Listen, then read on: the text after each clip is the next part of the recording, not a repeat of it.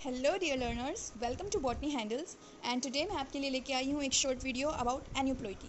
Aneuploidy क्या होती है? Presence of abnormal number of chromosome either due to excess of chromosome और lack of chromosome from normal chromosome number. Normal chromosome number क्या होते हैं? 46। Human beings के अंदर नॉर्मल क्रोमोसोम नंबर 46 होते हैं, या फिर हम कह सकते हैं 23 पेयर्स में प्रेजेंट होते हैं। तो उन नॉर्मल क्रोमोसोम नंबर में अगर कोई एक्सेस में क्रोमोसोम आ जाते हैं, एक दो या जितने भी, और अगर कोई क्रोमोसोम की जो नंबर है वो कम हो जाती है due to cell division, due to mutation, due to spindle fibre disruption during cell division, तो हम कहते हैं कि इस कंडीशन में ये हो सकता है कि अगर इनमें से कुछ भी कंडीशन हुई है, ये इनके रीजंस होते हैं कि इसकी वजह से एन्यूप्लॉइडी एग्जिस्ट करती है। नाउ अब हम बात करते हैं कि एन्यूप्लॉइडी कितने तरह की होती है, types of aneuploidy. So there are two types of aneuploidy, जिसमें फर्स्ट आता है hypoploidy and the second one is hyperploidy. Hypoploidy से मतलब होता है जब क्रोमोसोम की कमी हो जाती है। इट मीन्स जो हमारे नॉर्मल नंबर ऑफ क्रोमोसोम है यानी 46 हैं, वो 46 से ना होके 45 या 44 यानी घटते क्रम में रहें, तो उस कंडीशन को हम बोलते हैं हाइपोप्लॉइडी। लेकिन हाइपरप्लॉइडी में हाइपर से आप समझ रहे हैं बढ़ रही हैं चीज़ें। इट मीन्स कि क्रोमोसोम नंबर यानी नॉर्मल क्रोमोसोम नंबर जो है वो बढ़ते हैं। इट मीन्स 46 की जगह पे 47, 48 लाइक दिस। अभी आप देखिए कि हाइपोप्लॉइडी में जब लैक ऑफ क्रोमोसोम नंबर होते हैं तो क्या हो सकता है? अगर एक क्रोमोसोम नॉर्मल क्रोमोसोम पेयर से अलग होते हैं यानी कि कम होते हैं, तो उस कंडीशन को हम बोलते हैं मोनोसोमी। एंड इसकी जो ये मोनोसोमी है, मोनोसोमी के अंतर्गत जो बीमारी, जो सिंड्रोम लगता है, जो सिंड्रोम होता है, उसको हम कहते हैं टर्नर सिंड्रोम, जिसके अंदर 45 क्रोमोसोम जो है वो मिलते हैं, बिकॉज यहाँ पे एक क्रोमोसोम की कमी हो चुकी है। तो यहाँ पे जितने क्रोमोसोम मिलेंगे वो होंगे 45 क्रोमोसोम।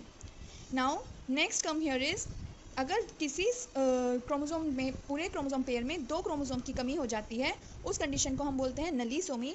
जब भी यहाँ पे जो क्रोमोसोम नंबर होंगे वो कितने हो जाएंगे? 44 हो जाएंगे। तो नो कंप्लीट जेनेटिक इन्फॉर्मेशन, मतलब यहाँ पे जेनेटिक इन्फॉर्मेशन पूरी नहीं होगी। क्यों? क्योंकि यहाँ पे 44 पेयर्स हुए एंड 44 क्रोमोसोम्स हुए। इट मीन्स पूरा एक पेयर गायब हो गया। ठीक है, तो ये हुआ हाइपोप्लॉइडी के टाइप्स, जिसमें हमने पढ़ा मोनोसोमी एंड नलिसोमी के बारे में। Now next come here is hyperploidy, जिसमें हमने पढ़ा था कि एक क्रोमोसोम एक्स्ट्रा आ जाएगा।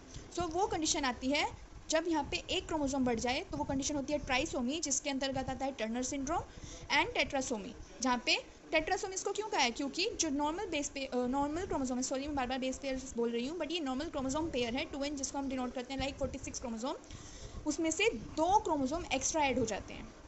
ठीक है, तो ये कंडीशन होती है टेट्रासोमी। अब आप यहाँ पे देख सकते हैं कि ट्राइसोमी जो होती है, जिसमें हमने पढ़ा है कि ट्राइसोमी में एक क्रोमोसोम एक्स्ट्रा आ जाएगा नॉर्मल जो क्रोमोसोम पेयर्स हैं उसमें। तो ट्राइसोमी के अंदर कैसे हो सकता है? दो तरह के रिलेटेड फैक्टर्स आ सकते हैं, that is autosomal related syndromes आ सकते हैं एंड सेक्स रिलेटेड सिंड्रोम्स आ सकते हैं। अब ये ऑटोसोमल क्या है? ऑटोसोमल, आपको पता है कि ह्यूमन बींग्स के अंदर केवल एक क्रोमोसोम पेयर होता है, जो लास्ट वाला होता है वो सेक्स क्रोमोसोम पेयर होता है, अदरवाइज 22 पेयर्स जो हैं वो ऑटोसोम्स कहलाते हैं। तो ऑटोसोमल रिलेटेड कोई भी ट्राइसोमी होगी, इट मीन्स अगर 22 पेयर्स में कोई भी क्रोमोसोम का लॉस एडिशन होता है, उस केस में हम बोलेंगे कि अगर वो 21st क्रोमोसोम पे आ रहा है, तब हम उसको बोलेंगे कि डाउन सिंड्रोम होता है। अगर 18th क्रोमोसोम पे आता है तो वो एडवार्ड सिंड्रोम होता है। अगर 13th क्रोमोसोम पे वो सिंड्रोम आता है, 13th क्रोमोसोम पे आता है तब हम पाटाउ सिंड्रोम उसको बोलते हैं, एंड 5th क्रोमोसोम पे आता है तो हम उसको बोलते हैं वो क्राइडोचेट सिंड्रोम है। वहीं अगर हम बात करते हैं सेक्स रिलेटेड की, देन यहाँ पे एग्जिस्ट करती हैं दो condition, super male and super female. Super male से क्या समझते हैं? सुपर मेल में आप देख रहे हो एक्स वाई, क्योंकि एक्स वाई क्रोमोसोम किसका है? सेक्स रिलेटेड क्रोमोसोम होता है मेल्स के अंदर। उसमें अगर एक और वाई क्रोमोसोम एक्स्ट्रा आके जुड़ जाता है, it means 22n plus Y condition हो जाती है, तब वो हम बोलेंगे कि वहाँ पे सुपर मेल कंडीशन है, सुपर मेल है वो कंडीशन। ठीक है, और इस तरह के सिंड्रोम को हम बोलते हैं जैकोब सिंड्रोम या फिर क्रिमिनल सिंड्रोम। वहीं अगर हम सुपर फीमेल की बात करें, तो यहाँ पे आप देखोगे कि एक्स एक्स के साथ एक और एक्स्ट्रा एक्स आके जुड़ता है, और ये सिंड्रोम हो जाता है क्लाइनफेल्टर सिंड्रोम, जिसके ये सुपर फीमेल की कंडीशन होती है। एंड एक सिंड्रोम आता है यहाँ पे क्लाइनफेल्टर सिंड्रोम, जिसके अंदर जो फीमेल्स होती हैं, यानी एक्स एक्स क्रोमोसोम होता है फीमेल के अंदर, जो सेक्स क्रोमोसोम पेयर होता है उसमें एक वाई क्रोमोसोम एक्स्ट्रा आके जुड़ जाता है, और यहाँ पे आप देखोगे कि मेल एंड फीमेल के जो कैरेक्टरिस्टिक्स हैं वहाँ पे आके ऐड हो जाएंगे, मिक्स हो जाएंगे। इस कंडीशन को हम बोलते हैं क्लाइनफेल्टर सिंड्रोम, जिसके अंतर्गत हम कहते हैं किन्नर कम्युनिटी आती है। इसमें क्या होता है? गायनेकोमेस्टिया शो करते हैं, जो कि एक फीमेल कैरेक्टरिस्टिक है। गायनेकोमेस्टिया क्या होता है? गायनेकोमेस्टिया होते हैं कि मेल्स के अंदर फीमेल कैरेक्टरिस्टिक आ जाती है, दैट इज ब्रेस्ट फॉर्मेशन।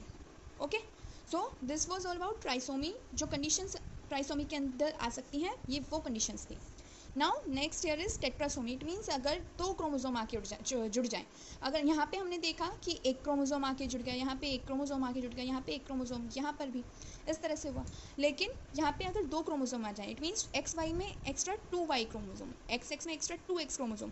सो ये एक्सट्रीम कंडीशन हो जाती है. एक्स वाई है तो extreme male, super male, extreme super female, and X X X Y. It means यहाँ पे आ जाएगा एक्स एक्स एक्स में क्या था, एक्स एक्स एक्स वाई में सुपर क्लाइनफेल्टर सिंड्रोम. तो उम्मीद है आपको ये सब समझ में आया होगा और ये सब आपके काम की चीज़ें रही होंगी.